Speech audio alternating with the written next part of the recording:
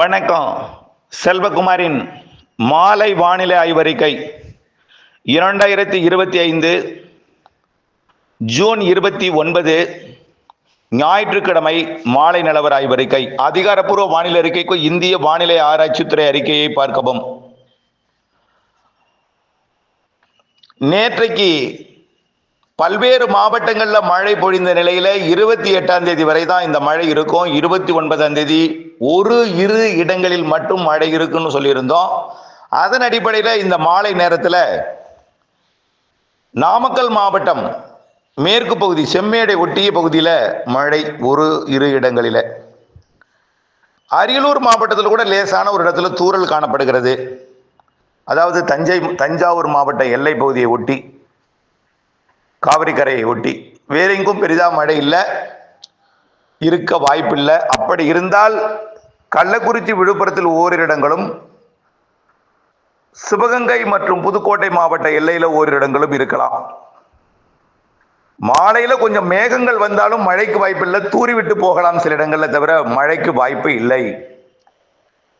நாளை 30ஆம் தேதியும் மழைக்கு வாய்ப்பு பெரிதாக இல்லை. ஒரு இடத்துல அல்லது இரு இடத்துல தூறலாம். 1ஆம் தேதி ஜூலை 1ஆம் தேதியும் வாய்ப்பில்லை. எதிர்பார்த்தது போலவே சரியாக போய்கொண்டிருக்கிறது எல்லாமே. நாம் எதிர்பார்த்த அடுத்த மழை 2ஆம் தேதி. 2ஆம் தேதி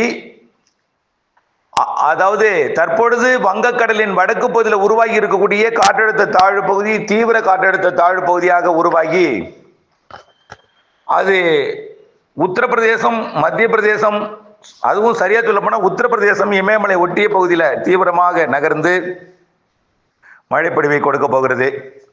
இதனால காற்று 3 நாள் திசை மாற போகிறது. அடுத்த நிகழ்வு வரக்கூடிய 2ஆம் தேதி அமைய போகிறது. வங்கக்கடலிலே புதிதாக உருவாக்கக்கூடிய அந்த காற்று சுழற்சியோட தொடக்கம் தான் 2ஆம் தேதி.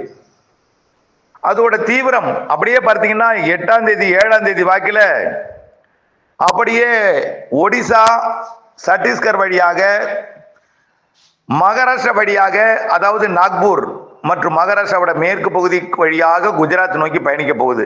அந்த நிகழ்வு தான் அடுத்த சுற்றின் மழைப்பொழிவை தொடக்க போகுது. 2ஆம் தேதி ஒரு சில இடங்கள்ல ஆங்காங்கே மழைப்பொழிவை தொடக்கும். ஒரு சில இடங்கள்ல இல்ல, கொஞ்சம் கூடுதல் பரப்புல. இன்றைக்கு தான் ஓரிரு இடங்கள், அடுத்து ஒரு சில இடங்கள் 2ஆம் தேதி. 3ஆம் தேதி சற்று பரவலாகவே மழைப்பொழிவு கிடைக்குங்க. இதுல கண்டிப்பா வட கடலோரம், வட உள் மாவட்டங்கள், ஏன் டெல்டாவிற்கு வடக்கக்கூடிய மாவட்டங்களுக்கும் பெய்ய வாய்ப்பு இருக்கு. 3ஆம் தேதி 2ஆம் தேதி டெல்டாவுக்கு வாய்ப்பு இருக்கு, ஆனா உறுதி இல்லை.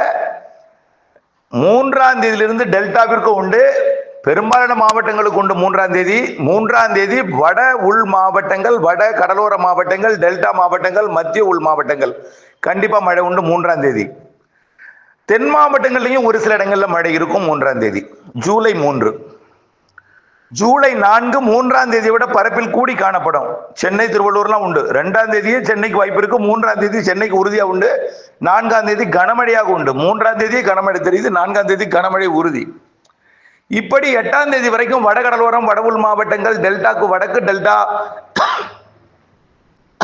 அரியலூர், பெரம்பலூர், திருச்சி போன்ற மாவட்டங்கள், வடக்கு திருச்சி மாவட்ட வடக்கு பகுதி, நாமக்கல், சேலம், கிருஷ்ணகிரி, தருமபுரி, ஈரோடு எல்லாம் நல்ல மழை இருக்கு. 2ஆம் தேதியே தென்மேற்கு பருவமழையும் தொடங்குது.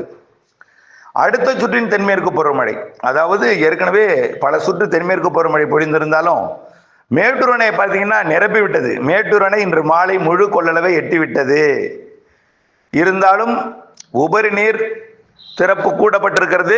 வரத்தும் கூடியிருக்கிற காரணத்தினால 121 அடி வரை உயர்த்துவதற்கு வாய்ப்பு இருக்கு. ஏன்னா எட்டலாம், 121 அடி வரைக்கும் நிரப்புவதற்கு போதுமான இடவசதி இருக்கு. கொஞ்சம் அப்படி தருமபுரி மாவட்டத்தில் கொஞ்சம் ஏறும் தண்ணீர், அவ்வளவுதான். ஆகவே கண்டிப்பாக இந்த 120 அடி என்பது தொடர்ந்து ஒரு வாரத்துக்கு இருக்க வாய்ப்பு இருக்கு. இருந்துட்டே தாங்க இருக்கும். ஏன்னா திறப்புக்கேற்ற வரத்து வந்துகிட்டு இருந்துச்சுனாலே இறங்காது. ஆகவே இப்போ வந்துட்டு இருக்கக்கூடிய இந்த 55,000, 65,000, 75,000 என்று போய் இப்போ 85,000 இருக்கிறது. மீண்டும் 65,000, 55,000 குறைஞ்சாலும் 30,000க்கு குறையாம தண்ணி வந்துட்டே இருக்கும். திறப்பு 20,000, வரத்து 30,000னா அப்ப இறங்குமுகத்துக்கு வாய்ப்பு இல்லை. பிறகு திறப்புக்கேற்ற வரத்து வரும். ஓரிரு நாள் ஏதாவது வரத்தை விட திறப்பு கூடுதலாக இருந்தால் குறைய வாய்ப்பு இருக்க தவிர சுமார் 2 அடி 3 அடி தான் குறையும். பெருசா குறையறதுக்கு வாய்ப்பு இல்லை. தென்மேற்கு பருவமழை அடுத்த சுற்று தீவிரமடைய போகிறது 2ஆம் தேதியிலிருந்து. 3ஆம் தேதியிலிருந்து நல்ல தீவிரம். காவிரி நீர்பிடிப்பு பகுதிகளில் 3ஆம் தேதியிலிருந்து நல்ல மழை பொழிய போகுது. தமிழ்நாட்டிலையும் வெப்பச்சலன இடிமழை பொழிய போகுது. இந்த தூத்துக்குடி மாவட்டம் மட்டும்தாங்க எப்பொழுதுமே குறைவா இருக்கும். அது எப்பொழுதுமே தென்மேற்கு பருவமழை குறைவு தான். நம்ம எதிர்பார்ப்பது அந்த நேரத்தில் கொஞ்சம் அதிகமாக எதிர்பார்க்க வேண்டாம். ஆனால் மழை இருக்கும். எங்கன்னா கோவில்பட்டி கயத்தார் பகுதியில் இருக்கும் லேசா. அது எப்படின்னா 3ஆம் தேதி எதிர்பார்க்கலாம், இல்லைன்னா 4ஆம் தேதி எதிர்பார்க்கலாம். அதுவும் நம்பர் 1 இடம் ஆந்திர எல்லை ஓரம் தான். திருப்பத்தூர், வேலூர், ராணிப்பேட்டை, திருவண்ணாமலை, கள்ளக்குறிச்சி, விழுப்புரம், இதற்கு இந்த மாவட்டங்கள், சென்னை, திருவள்ளூர், காஞ்சிபுரம், செங்கல்பட்டு, புதுச்சேரி, இதுதான் நல்ல மழை தரும். கிருஷ்ணகிரி, தருமபுரி, சேலம், நாமக்கல் மற்றும் கடலூர், அரியலூர், பெரம்பலூர், மயிலாடுதுறை, இதெல்லாம் அடுத்த பிடிக்கும். அடுத்த இடத்தை தான் டெல்டாவின் தெற்கு பகுதி மற்றும் புதுக்கோட்டை, சிவகங்கை, ராமநாதபுரம், திருச்சி, கரூர் மற்றும் ஈரோடு, நீலகிரி, இதெல்லாம் பிடிக்கும். நீலகிரியிலிருந்து அது வேற. நீலகிரியோட மேற்கு பகுதி அது தென்மேற்கு பருவமழை, அது வேற தனியாக பொழிஞ்சிட்டு இருக்கும். அங்கே பொழிவது தென்மேற்கு பருவமழை, இங்கே பொழிவது வெப்பச்சலன மழை. காரணம் என்னன்னா, உருவாவது காற்று சுழற்சி தான். அது தீவிரமடைவது 8ஆம் தேதி 9ஆம் தேதி தான். உள்ளே போவது 10, 11, 12. 12ஆம் தேதி அடுத்த சிஸ்டம் உருவாயிடும்.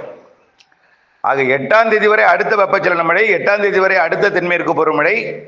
அது போய் வட இந்தியாவில் முதல் வழித்தடம் பார்த்தீங்கன்னா மத்திய பிரதேசம், உத்தரப்பிரதேசமா இருந்துச்சு. அடுத்த வழித்தடம் மகாராஷ்டிரா அமைய போது, அதுக்கு அடுத்த வழித்தடமும் மகாராஷ்டிரா அமையும்.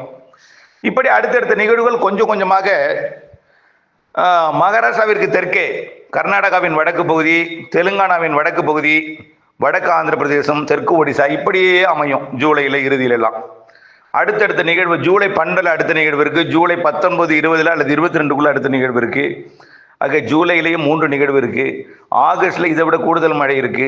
செப்டம்பர் 2வது வாரத்திலிருந்து தீவிர மழை இருக்கு. இதெல்லாம் நம்ம சொல்லிட்டே இருக்கோம். ஆக மழை பொழிவு நன்றாக இருக்கிறது.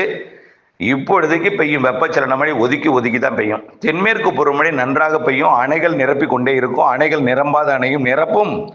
நிரம்பி இருக்கக்கூடிய அணைகளை உபரி நீர் திறக்கும் வகையில் அமைவும். திறக்கப்பட்டிருக்கூடிய நீர் திறப்புக்கேற்ற வரத்தை கொடுக்கும். திறப்பை விட கூடுதல் நீர் வரத்தையும் கொடுக்கும். ஆகவே மேற்கு தொடர்ச்சி மலை, தென்மேற்கு பருவமழை, கேரளா, கர்நாடகா, இந்த பகுதியில் மழை பொழிவிற்கு பஞ்சம் இருக்காது. தமிழ்நாட்டிலே உள்பகுதிகளில் தென்மேற்கு பருவமழை என்பது வெப்பச்சலன மழையாக தான் பெய்யும்.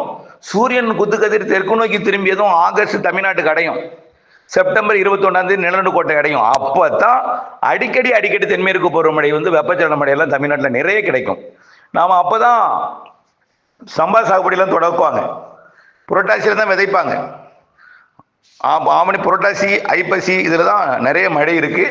அறுவடை நேரத்தில் மழையும் இருக்கு, இடைவெளியும் இருக்கு. கவலைப்படாதீங்க. அதுக்காக அறுவடையை பாதிக்குமா என்ற அச்சம் வேண்டாம்.